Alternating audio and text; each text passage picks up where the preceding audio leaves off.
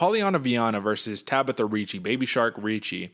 They had a fight and ended in a decision, but this was another one of those not much happening. We're clinching. We're on the ground. I'm going to stay in your guard, but not really do anything and just rack up control time.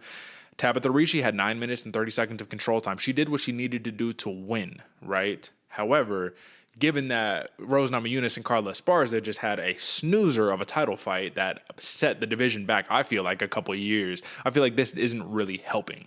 Now, if you're a small 115 pounder, are we expecting knockouts all the time? No, but you need to do something to liven it up to make people want to watch your division.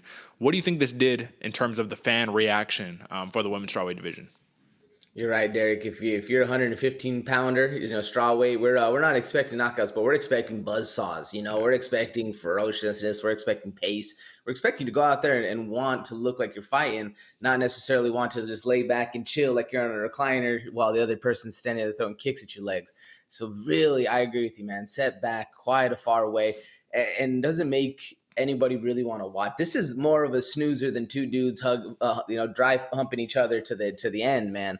This one's a rough one. Does set it back pretty far, because I think that's what it really would want. If at the end of the day, if you're not going to be in there, getting the KOs, getting the submissions, getting all that work, but you are putting a hell of an effort in, and you're constantly going forward, trying to get those things happening, I think that gives the division a lot of credit and a lot of merit, and willingly, or it has people willingly want to watch you.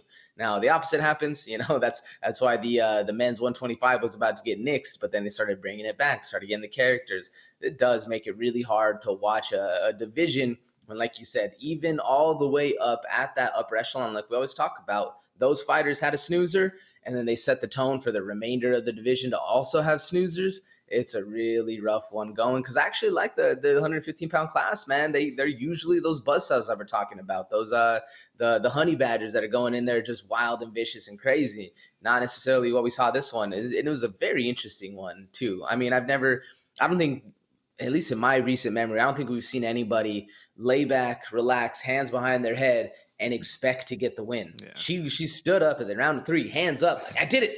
Yeah. Like, what? No, you what? All right. Yeah, and I don't know. You don't know what's going through her head, because Viana did outstrike Tabatha Ricci 126-72, right? Like that did happen.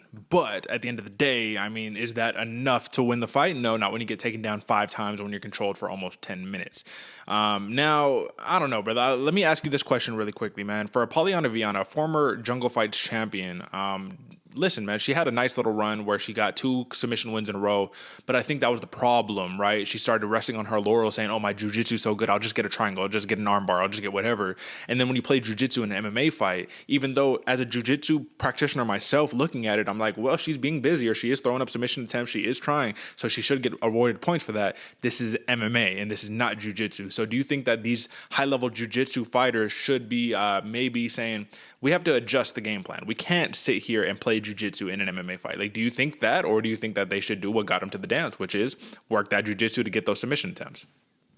I mean, I think you need to do what gets you to the dance on that one, because you're right. If you're staying busy, you're hunting the submissions on a person who doesn't know what they're doing, you're going to find something. You're going to snatch something up real quick, or even not even doesn't know, just less experience than you. The problem is Tabatha Ricci's a black belt too. Yeah. So if you're sitting there playing your guard the whole time, but she's also playing your guard and dangerous and landing strikes and knowing that you're not going to get a submission on her because she's a step ahead as well, that's when I'm like, all right, abandon ship. Like, let's do something else, because I think you do need to get you what got you to the dance.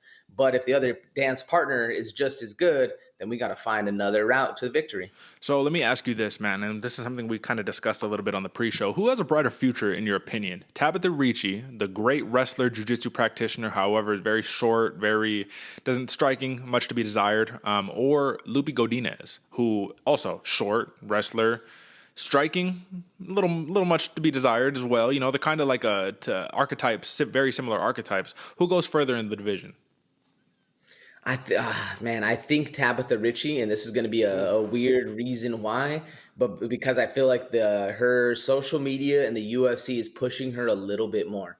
She's Yeah, a little yeah. bit more fan friendly. She's a little bit more vocal and has like the following behind her, and she's willing to use it and kind of push herself forward. She has a funny, baby shark. Mhm. Shark, this cage is a shark cage, and whatever Yeah. she says. So I think that's the reason why. But if we're going off of talent based alone, it's a lot closer of a conversation. That's when I started leaning towards Lupe Godinez in that one. But I Yeah. think overall, Ricci. Do you think they ever get matched up? Ooh, I mean, I wouldn't, off the top of my head, I wouldn't say, like, I'd say no, they're not going to, at least until, a year or two, kind of Mhm. upper, when they're fighting top 15. But then you never know with the UFC matchmakers, man, they might see that. So I think, yes, they will probably You pretty never shortly. know, brother, and I don't want to reach too far because this could be a total reach. But is this our proverbial Tom Aspinall versus Chris Dawkins? Our heavyweight, the dudes we've been talking about for so long. And when will they inevitably get matched up? Is that version in the strawweight division? Yeah, that's exactly Yeah. what came to my mind, man. 100%. This is set up exactly like that, especially with the fact that the UFC is kind of highlighting Tabatha Ricci a little bit more, kind of pushing that Chris Dawkins style, Yeah. where Tom Aspinall or Lupe Godin is taking the smaller path, taking the shorter path, having a Yeah. little bit more success.